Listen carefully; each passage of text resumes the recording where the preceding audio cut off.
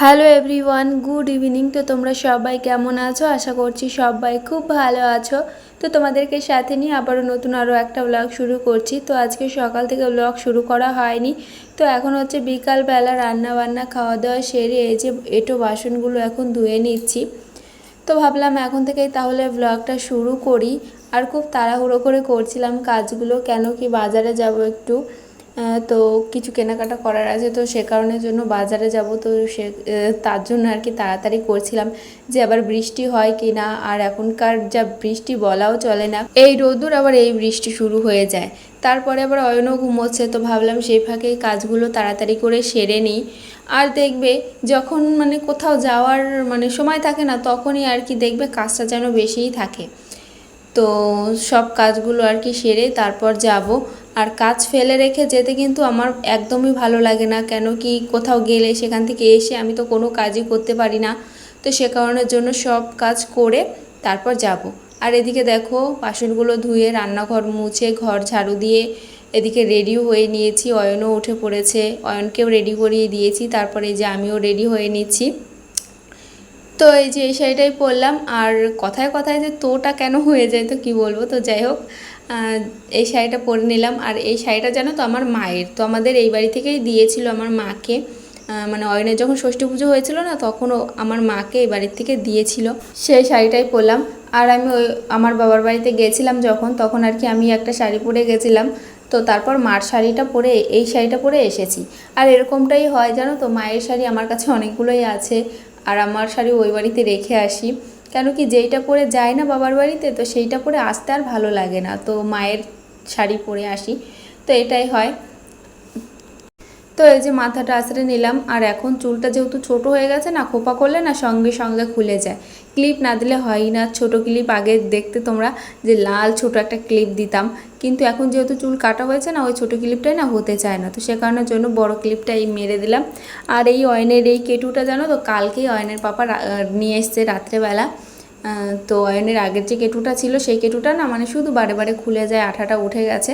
তো সে কারণের জন্য এই কেটুটা এনেছে। তবে এই কেটুটা জানো তো একদম পায়ের সঙ্গে মিশে থাকে। তো বললাম যে আর এক সাইজ বড় নিয়ে আসতে।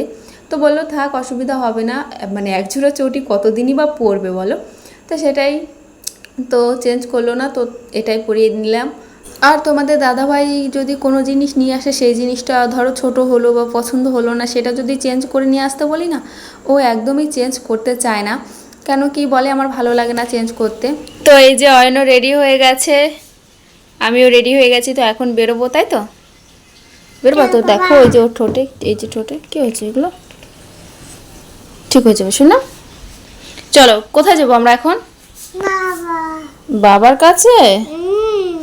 আচ্ছা, তোমার পকেটে টাকা নেই? ও বারবার শুধু দেখাচ্ছে মা নেই, টাকা নেই পকেটে। চলো বাবার কাছে গিয়ে বলবো আমার পকেটে টাকা নেই, তারপর বাবা দিয়ে দেবে, ঠিক আছে? চলো যাও হাঁটো, আমি যাচ্ছি। তো এই যে রেডি হয়ে গেছি, তো এখন বেরোবো। তো চলো যাই। তো তোমাদের দাদাভাইকে বললাম যে আসো, এসে নিয়ে যাও আমাদেরকে। বললো কি না, তোমরা টোটোতে চলে আসো, আমি এখান দিয়ে দোকান দিয়ে তারপর যাব। তো সেটাই বললো। তো চলো যাই। তো তারপরে আর ভিডিও করা হয়নি। এটা দেখো বাজার থেকে বাড়ি আসার পরের ভিডিও, দেখো কত কিছু কেনাকাটা করা হয়েছে। আর এই প্রথমবার জানো তো, তোমাদের দাদাভাই বললো না যে তাড়াতাড়ি করো তাড়াতাড়ি করো, অনেকটা টাইম নিয়ে সব কেনাকাটাগুলো করলাম। কিন্তু অন্যান্য দিন যখন যাই তোমাদের দাদাভাইয়ের সঙ্গে, তখনই বলে তাড়াতাড়ি করো, কতক্ষণ লাগে, এরকমটা বলে। কিন্তু আজকে সেরকমটাও বললো না, আজকে বললো যে দেখো দেখে টেকে নাও, তো এরকমটা বললো। আর এই যে অয়নকে এক প্যাকেট চিপস দিলাম, তো সেটাই এখন আর বসে বসে খাচ্ছে। আর বাড়ির থেকে যখন গেলাম, তো ভেবেছিলাম যে অয়নের জন্য কিছু প্যান্ট নিয়ে আসবো, হাফ প্যান্ট যেগুলো গরমে পরে, তো সেগুলো নিয়ে আসবো। কিন্তু আমার না মনেই নেই, তো সেটা আনা হয়নি, সেটা যাওয়ার সময় কিনে নিয়ে যেতে হবে। আর এদিকে দেখো অয়নের পকেটে আমি 2 টাকা দিয়েছিলাম, তো সেই 2 টাকাটা ও খুঁজে পাচ্ছে না, সেই জন্যই আর কি কান্না করছে যে ওর 2 টাকা কোথায় গেল, কে নিল। তো সেটাই আর কি খুঁজছে আর কি। যে ওর 2 টাকাটা কোথায় গেল। তারপর ওকে বললাম নিচে নাম, তারপর দেখছি যে বিছানায় আছে। আর ও জানো তো মানে পকেট যদি থাকে না জামায়, তাহলে সেই পকেটের টাকা ও রেখে দেয়, টাকাটা হারায় না, মানে যদিও বা পড়ে যায় তখন ও বুঝতে পারে যে আমার টাকাটা পড়ে গেছে। তো এরকমটা। আর এই সবে আসলাম, যেহেতু তোমাদেরকে পরে মানে দেখাবো যে কী কী এনেছি। তারপরে দেখো এদিকে অয়নকে বসিয়ে আমি রান্নাঘরে গেছি রান্না করতে। তো এসে দেখি মানে আওয়াজ হয়েছে, এসে দেখি যে অয়ন ওই ওষুধের ওই বোতলটা ভেঙে ফেলেছে। আর ওটা হচ্ছে ওর সেই ভিটামিন ফাইলটা, যেটা পরশুদিন আনা হয়েছে। তো সেটাই আর কি, মানে কাচের যেহেতু ওই ড্রয়ারটার ওপরে ছিল, দিয়ে তারপর জানি না কিভাবে পড়ে গেছে না ফেলে দিয়েছে, তো ভেঙে গেছে। তো আমি আওয়াজ শুনে আসলাম, এসে দেখি এই অবস্থা। তারপর ও আমাকে আবার দেখাচ্ছে। তো কি আর করব, যা হওয়ার হয়ে গেছে। এদিকে আমি তাড়াতাড়ি রান্নাটা করব বলে তাড়াতাড়ি আর কি সব কিছু কাটাকুটো করছি, যে তাড়াতাড়ি রান্নাটা করব। তো এদিকে আবার কাজটা বাড়িয়ে দিল। তারপর ওষুধটা পরিষ্কার করে এসে এখন এই যে রান্নাঘরে চলে এসেছি। আজকে রান্না করব হচ্ছে ডাল দিয়ে চাল দিয়ে ঝরঝরা ভাত, যেটা বলি, মানে একদম শুকনো শুকনো করে ঝরঝরা ভাত, ডাল দিয়ে চাল দিয়ে। আর 4-5টা শুকনো লঙ্কা ফোড়ন দিয়েছি, আর কয়েক কোয়া রসুন দিয়েছি, আর হচ্ছে 2টো পেঁয়াজ দিয়েছি। এই দিয়ে আর কি এই ডাল চালে খিচুড়িও বলে অনেকে, আবার অনেকে ঝরঝরা ভাতও বলে, অনেকে বলে শুকনো খিচুড়ি। তো এরকমটা। তো ফার্স্টে ওই পেঁয়াজ রসুনটা ভাজা করে নিয়েছি, লঙ্কাটাও ওই সঙ্গে দিয়ে আর কি ভাজা করে নিয়েছি। তারপরে চাল ডালটা ভালো করে ধুয়ে কড়াইতে দিয়ে হলুদ লবণ দিয়ে ভালো করে নেড়ে চেড়ে ভেজে দিয়ে তারপর জল দিয়ে ঢেকে দেব, তাহলেই আর কি হয়ে যাবে কি বলে ঝরঝরা ভাত। তো আমরা ঝরঝরা বলি, অনেকে শুকনো খিচুড়ি বলে, তো নানান রকম নাম। তো যাই হোক, এই যে ভালো করে ভেজে নিচ্ছি। তারপরে আর কি জলটা দিয়ে দেব। আর অনেকটা রাতও হয়ে গেছে, যেহেতু বাজার থেকে আসতে আসতে প্রায় 8টা বেজে গেছিলো, আর এখন টাইম প্রায় 9টার কাছাকাছি। তো তাড়াতাড়ি করে করছিলাম, এদিকে আমি তাড়াতাড়ি করছি আর ওইদিকে অয়ন শুধু কাজ বাড়িয়ে দিচ্ছে। আর কালকে আবার যাব মামা বাড়িতে। তো তোমাদের দাদাভাইকে বলেছিলাম যে চলো একসঙ্গে যাই, কিন্তু তোমাদের দাদাভাই তো যেতে একদমই রাজি নয়, কেন কি পরশুদিন হচ্ছে হাটবার, শুক্রবার, তো দোকান তো সেদিন বন্ধ করা যাবে না। তো সে কারণের জন্য বলল যে তুমি কালকে বৃহস্পতিবার, তো কালকে চলে যাও, আমি পরশুদিন যাব, মানে বিকালবেলা যাব।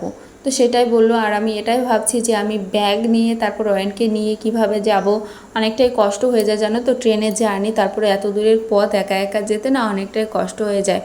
তো কী আর করব, যেতে তো হবেই, তাই না? তো অনেকেই বলে যে সবসময় বরের স্বাদ ধরলে হয় না, বরের স্বাদ ধরলে কোথাও যাওয়া হয় না। তো এরকমটা অনেকেই বলে থাকে। তো সে কারণে ভেবেছি যে না, একা একাই মানে যাওয়া আসা করা শিখতে হবে। কতদিন আর বরের আশায় থাকবো যে কখন আমাকে নিয়ে যাবে, কখন আমাকে নিয়ে আসবে, কতদিনই বা সেই আশায় থাকবো বলো। তো একা একাই যাওয়া আসা করতে হবে, একটু কষ্ট হবে জানি, কিন্তু কী আর করা যাবে। তারপর এখন এই যে বিছানাটাকে একটু গুছিয়ে নিচ্ছি, সব জামা কাপড় ছড়ানো ছিটানো ছিল বিছানাতে, তো সেগুলো এখন গুছিয়ে নিচ্ছি, রান্নাটা বসিয়ে দিয়ে এসে তো গুছিয়ে নিচ্ছি।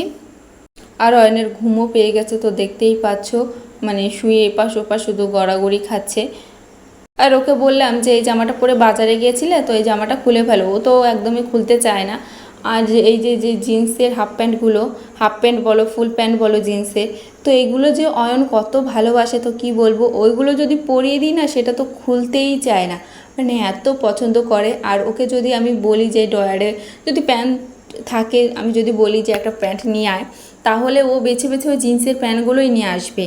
মানে এমনি এই গরমের মধ্যে যে নরম প্যান্টগুলো হয় সেগুলো পরতে বলবে, সেগুলো পরবে না, ও সেই জিন্সের প্যান্টই পরবে। তো এরকমটা করে। তারপর দেখো বালিশটা দিয়ে দিলাম, ও এদিকে শুয়ে পড়লো। তারপর আমি এখন যাব রান্নার কাছে, যে কতটা হলো রান্নাটা।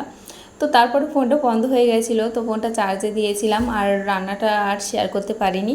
তারপর এই যে এখন দেখাচ্ছি যে কী কী কেনাকাটা করেছিলাম। তো প্রথমে দেখালাম দিদার জন্য একটা শাড়ি কিনেছি, আর এটা হচ্ছে মানে ভাইয়ের বউর জন্য। আর এখানে আছে হচ্ছে দু ভাইয়ের জন্য 2টো গেঞ্জি আছে, টি শার্ট যেটা বলে। তো 2 ভাইয়ের জন্য 2টো টি শার্ট আছে, আর এটা হচ্ছে মামার জন্য একটা বাটি প্রিন্টের আর কি শার্ট। আর হচ্ছে এখন দেখাবো হচ্ছে আমার জন্য কি এনেছি, যেহেতু আমি এখন টুকটাক চুড়িদার পরি শ্বশুরবাড়িতে। তো আগে তো সবসময় শাড়ি পরতাম, সে কারণে বারে বারে শাড়িই কিনতাম, কিন্তু এখন যেহেতু এই টুকটাক করে চুড়িদার পরা হচ্ছে, তো সে কারণের জন্য এটা কিনে এনেছি যে এটা পরে যাব। তো শাড়ি পরে ট্রেনে জানি না, মানে প্রচুর কষ্ট হয়ে যায়, তো সে কারণে এটা কেনা। তো তোমাদের দাদাভাইও বললো যে এটা বেশ ভালোই লাগছে, এটা নিয়ে নাও। কিন্তু ও আবার এই যে মানে চিকচাক যেই মানে চুমকি যেটা বলে, যেটা বসানো আছে, তো সেইগুলো না ও পছন্দ করে না, ও নর্মালি বেশি পছন্দ করে। কিন্তু কী আর করা যাবে, এটা তো আমার মানে খুব পছন্দ হয়েছিল, তো সে কারণে বললো যে নাও, এটাই নাও। আর দিদার জন্য যে শাড়িটা আনা হয়েছে ওইটা আর কি পরে চেঞ্জ করা হয়েছে, এই আর কি। তো চলো ব্লগটা এখনই শেষ করছি, তোমরা সবাই ভালো থেকো।